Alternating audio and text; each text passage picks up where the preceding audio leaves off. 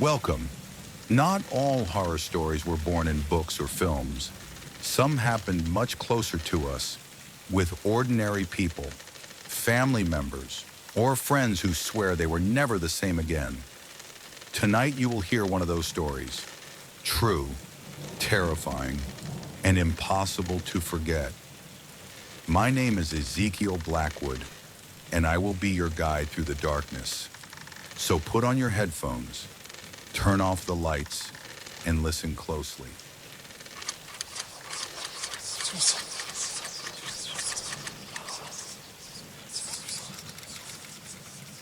This happened to the same girl who had been visited by the shadow people. It seems that once they find you, there's no way to hide from them. Her life had never been the same since that dark encounter in the dead of night. That being left a mark on her soul, serving as an eternal reminder of that terrifying presence. She began to fear the dark, or leaving her bedroom door open. The house started to feel hostile whenever she was alone. But despite everything that could have happened, the new visit came at dusk, while the house was still lively with family members who were awake.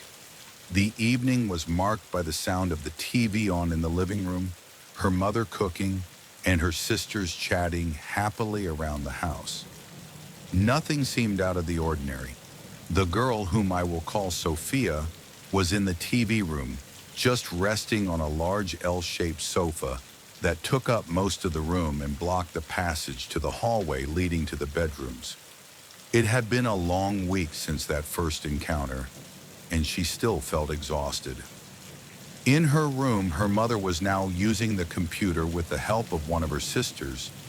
The bedroom door was open, and the lights were on, except for the TV room where Sophia sat. The light bothered her eyes, and she preferred a partial darkness to ease the discomfort. She doesn't quite remember how it started, but this is how she described it. While she sat there, watching the TV from afar but not really paying attention to what was on, she felt that same feeling in her chest from the night her room was invaded by the shadow people. Her heart began to race, air slowly leaving her lungs, the weight on her chest growing heavier. It can't be, she thought. They're back. But the question that cut through her being at that moment was, but from where? It was then she realized her body had frozen again, exactly like the first time. Not a single muscle moved. Her lips were half closed, as if glued together. She could already hear her own heartbeat. It felt like her heart was in her throat. She tried to scream, but her lips wouldn't obey. She tried to move, but her body seemed to have a will of its own. The will was to remain still, maybe to go unnoticed by the being. She didn't know. While she remained so vulnerable, she saw it. On the other side of the glass door, behind the sofa, it began to take shape like black smoke, hidden in the shadow of the sofa. No one else in the house seemed to notice what was happening. She couldn't even hear her family, who were so close. Time seemed to freeze. It was just her and that being, gradually taking on a more human form. What could she do? Her body wouldn't move. She couldn't scream. That being started to exert its power over her again. Then something worse happened. She began to see herself on that sofa, in that deplorable state. How was it possible?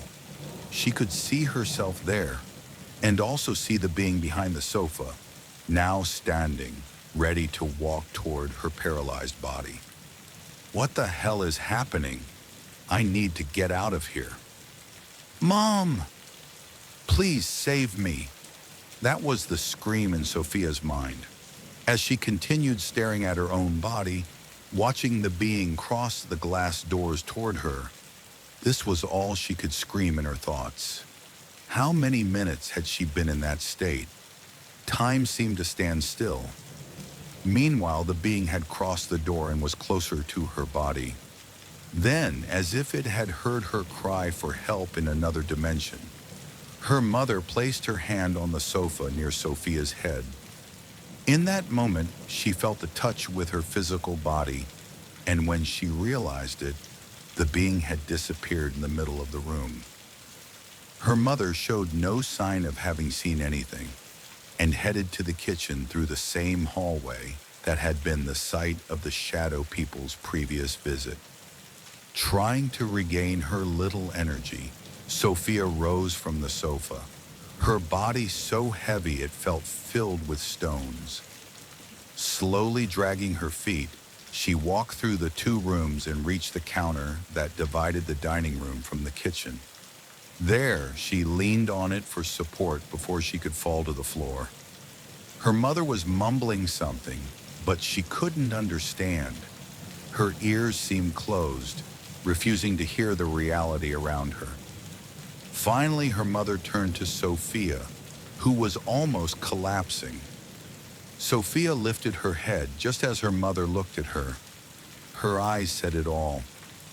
"It happened again, didn't it?" her mother asked. How she knew, Sophia never discovered. But a mother is a mother. They have a gift we still don't understand. Sophia simply nodded in affirmation. Her mother said they would sleep together that night. Sophia didn't like the idea of sharing a bed with her mother, but it didn't seem so bad after all. That night they slept together, and the night passed without major complications. Sophia felt protected.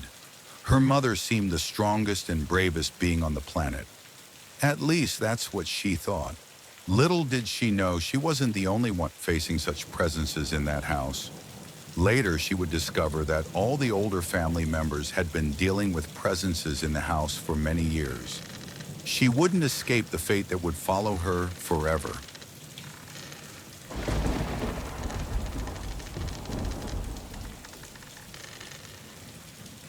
If this story sent chills down your spine, just imagine the ones yet to come. Like this video, subscribe to the channel, and share it with someone who dares to listen in the dark. And remember, more stories await you here. All you need to do is stay with me.